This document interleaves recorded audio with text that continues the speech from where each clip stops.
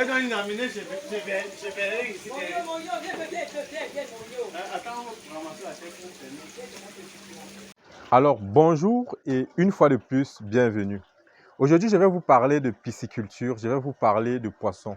Mais avant d'aborder le thème, je tiens d'abord à préciser le fait que je ne suis pas un pisciculteur. C'est la première fois que j'installe ce genre de choses.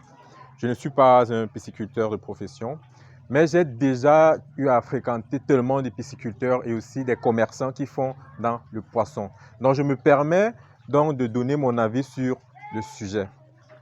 Alors, la semaine dernière, j'ai discuté avec une amie à moi. Une amie qui a voulu se lancer dans la pisciculture depuis plus d'une année déjà, mais a tellement retardé et a fini par être démotivée. Et lorsque je discutais avec elle la semaine dernière, elle me dit, mais Caleb, l'affaire là m'énerve déjà. Tout le monde fait maintenant dans la pisciculture, alors que quand je commençais, ce n'était pas comme ça. Je lui ai demandé, mais est-ce que c'est parce que tout le monde fait dans la pisciculture que toi, tu ne vas plus faire dans ça? D'ailleurs, pourquoi est-ce que tu voulais faire dans la pisciculture? Est-ce que vous savez que dans un environnement comme le nôtre, dans un pays comme le Cameroun, environ 70% du poisson consommé est un poisson importé, sont des poissons importés. Et lorsque je parle de 70, je pense même que ces chiffres devront être plus, peut-être 80 ou 80, 90, 95, parce que ces 70 sont notamment des poissons qui proviennent de l'Argentine, de la Chine et d'un autre pays, je pense la Philippines, de la Mauritanie.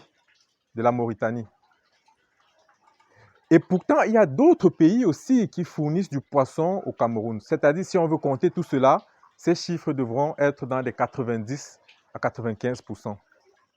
Alors, ça veut dire que tout le monde ne fait pas dans la pisciculture. Et ça veut aussi dire que même ceux-là qui font dans la pisciculture ont encore beaucoup de choses à améliorer. Ils peuvent faire mieux, ils peuvent agrandir le marché.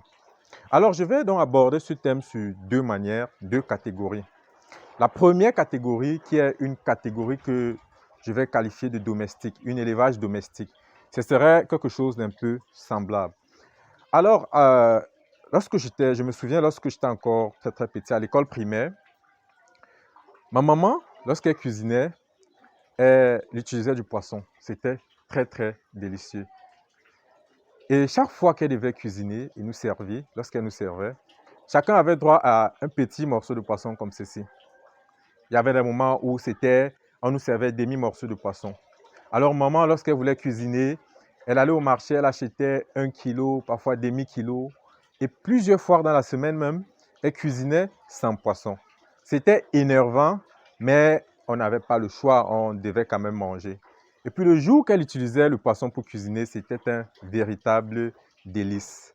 Mes frères et moi, nous battions à l'école pour avoir les premières notes. Pas parce qu'on aimait tellement l'école, mais parce qu'on savait que la récompense devait être 2 morceaux de poisson au lieu d'un seul.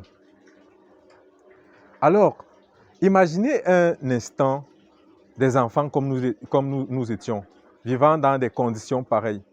Mais au lieu de manger des petits morceaux de poisson, pourront manger un poisson entier par jour, ne serait-ce que 2 jours la semaine, 2 ou 3 jours, sans avoir à être le premier de sa salle de classe. Je vous assure que vraiment, ce serait comme une forme de paradis. Alors pour moi, cette forme de pisciculture est une solution pour pouvoir combler à ce besoin, à ce manquement. En fait, c'est très simple.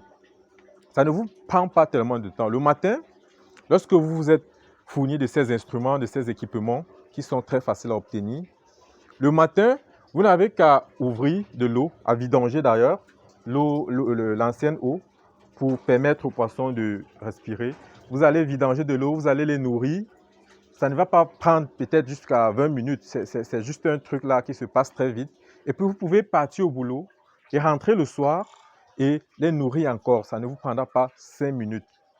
Et après peut-être 3 mois, 2, 3, 4 mois, lorsque les poissons seront déjà prêts à être consommés, vous pouvez directement les commercialiser ou alors vous pouvez vous-même consommer votre propre poisson chez vous. Ce serait très, très bénéfique.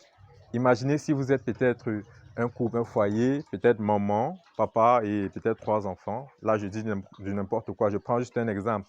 Si vous décidez de consommer votre propre poisson que vous avez élevé chez vous, ce serait très, très, très bénéfique pour vous. Et la deuxième manière, qui inclut plutôt une démarche industrielle, consiste à faire ce même type d'élevage, mais avec des équipements plus consistants, avec des bacs beaucoup plus grands, beaucoup plus énormes, ou alors dans des étangs, ou alors dans des grands étangs. Ça va inclure beaucoup plus de moyens, mais certainement, ça va résulter aussi à une production beaucoup plus conséquente. Alors, après avoir, au fil du temps, lorsque les poissons seront prêts à être consommés, vous pouvez directement les commercialiser ou alors vous pouvez les transformer. Est-ce que vous savez que dans la plupart des pays de l'Afrique subsaharienne, il n'y a presque pas d'entreprise qui fait dans l'huile de poisson ou dans la farine de poisson? Cette huile de poisson qui est très très riche, qui est utilisée pour l'alimentation, utilisée pour les produits cosmétiques, utilisée dans les entreprises pharmaceutiques, utilisée pour faire du savon, pour faire des peintures, pour faire des vernis et plein d'autres choses dont je ne pourrais citer. Cette farine de poisson qui est utilisée pour faire des engrais très performants ou encore utilisée pour faire des provenderies pour nourrir des animaux et plusieurs autres choses dont je ne pourrais citer. Alors je pense sincèrement que la pisciculture, l'élevage des poissons, regorge plusieurs opportunités dont les Africains doivent s'en saisir. Alors n'hésitez pas, si vous voulez faire dans la pisciculture, n'hésitez pas à vous lancer. Faites-vous former par des professionnels, par des gens qui connaissent et surtout, passez à l'action. Je vous ferai une autre vidéo.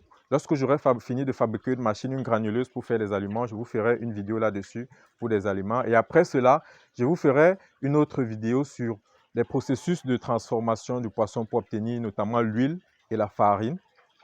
Je vous ferai une vidéo là-dessus en vous proposant des outils mécaniques et des machines appropriées. C'est très facile pour obtenir de l'huile ou de la farine. Il faut juste cuire le poisson à une certaine température et après, il va falloir presser cela pour que l'huile puisse sortir. Et après, on va utiliser le toto, on va déshydrater et on va rebroyer. Et l'huile, on va traiter ça d'une autre manière, chauffer et autres. Bref, je vous ferai une petite vidéo là-dessus en vous proposant des outils et des machines appropriées. Alors, n'hésitez pas de liker la vidéo, n'hésitez pas de partager et de vous abonner sur le petit bouton rouge qui est juste en bas. Non, non, non, juste en bas à côté là. Non, en bas. Voilà, vous allez voir subscribe ou abonner, vous cliquez là-dessus. Ok, là c'est bon. Donc, je vous donne rendez-vous à très très bientôt pour une prochaine vidéo. Ciao!